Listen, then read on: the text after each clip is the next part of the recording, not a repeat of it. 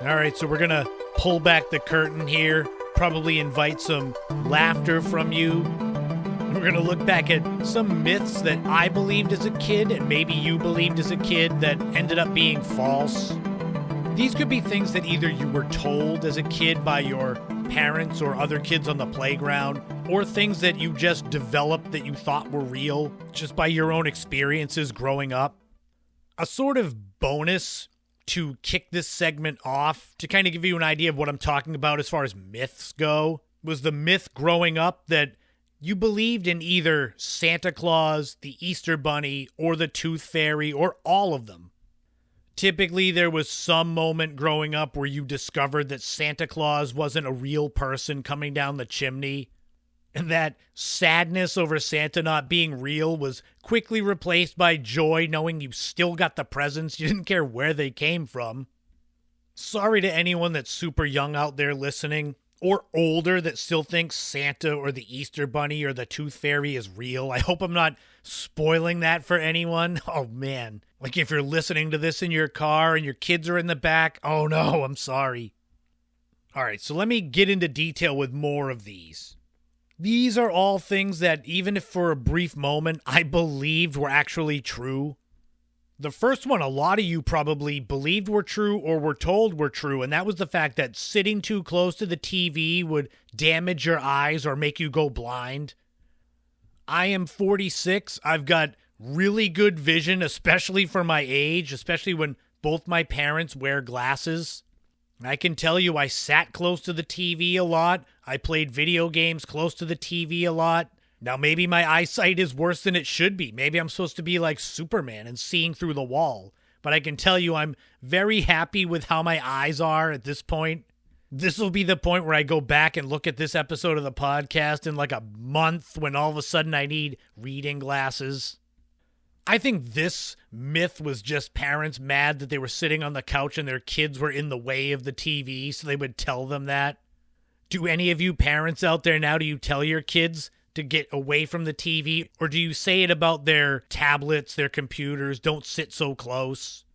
It'll all be fine when TV is just pumped into a chip in our eyes. And then you'll say, don't sit too close to your eyes because the TV's there. Another myth I believe that some of you might still think is true is that sugar makes you hyper. There are more recent research studies showing that there's no conclusive connection between sugar and hyperactivity or ADHD. In fact, some of the research says that hyperactivity in children might be more likely linked to additives in food rather than the sugar in it. This research I found was in the past couple of years, so this is a myth that people could have thought was true even up to now. And granted, there could be research that comes out tomorrow that says, no, sugar does make you hyper. Because I always thought that. If I got a candy bar, whatchamacallit, and regular Mountain Dew, I'd just be so hyper. But I think that came down more to the caffeine in the Mountain Dew. One myth that definitely stuck with me all the way probably up into my early 20s was that cracking your knuckles causes arthritis. Here, hold on. You like that ASMR? That was cracking my knuckles. Ooh. I had always assumed that I was going to have arthritis by this point in my life due to cracking my knuckles a lot. And granted, my knees, my hips, my shoulders, elbows, they're all creakier and sometimes crack and pop, but I don't have arthritis. I still go for good length runs and walks. Again, I think this myth was from parents that didn't want to hear their kids making that noise, popping their knuckles. Working in the fitness industry for almost 10 years, I can tell you I've seen more arthritis being just degenerative. It's like part of your genes. Runs in your family, you're more likely to get it whether you crack your knuckles or not. Now that being said, rheumatoid arthritis runs on both sides of my family, so I might end up getting it whether I crack my knuckles or not. I'll just blame it on that. One of the stupidest myths ever that I briefly believed was true was the myth that if you make a certain face, like a stupid looking face, it could lead to permanent changes, so your face would get stuck like that. I think I was told this more from my grandparents. But the brief moment that I thought it might be true was thanks to the movie One Crazy Summer that came out in 1986, so I was 8 or 9 years old. And there's a kid that makes a face, like pulls his eyes down and his lips up, and someone slaps him on the back and his face gets stuck like that, so he's this hideous monster running around for the rest of the movie. The only way your face is going to get stuck like something is if you're flash frozen, and I don't think that happens too often. But is that one, did anyone ever have that told to them? Oh, don't you make that face, it's going to get stuck like that. I honestly don't know if any of my friends and I ever tried to prove this myth real. Like make a face like that and have someone else smack you on the back, and when it didn't freeze, you're like, all right, well, that was fake. A really nice, kind of sweeter myth that I wish was true was when I was little, being in the car at night and being told the moon was following the car, making sure we made it home. That's something more the sweetness and innocence of little kids, to believe, oh, look, the moon is kind of shepherding us home. That's a way nicer myth to tell your kids than, don't crack your knuckles, you're going to get arthritis, or don't make a stupid face or you're going to get stuck like that. When you're told, look, the moon, it's following you home. That's very nice. We move on to a more sinister myth, and one I definitely believed, probably even through high school. And that was that if you swallowed your gum you were chewing, it would take up to 7 years to digest. So for all of you out there that believe that's true, don't worry, it's not. You can go ahead and swallow all the gum you want. That was my fear, was not so much swallowing one piece of gum, was that of over the period of 7 years, how much gum I would chew and swallow, and that eventually my stomach would just be filled with gum. Then there's no way to digest it if you've got a baseball-sized chunk of gum in your stomach.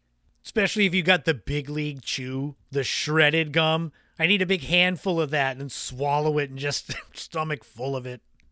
But I believe that forever. I would spit my gum on the sidewalk or stick it under my desk because it was better to do that than risk getting it stuck in your stomach for 7 years. Another one that was so stupid, but I definitely believed it was true, especially as a little kid, was that eating any kind of a seed would make whatever that seed was grow in your stomach.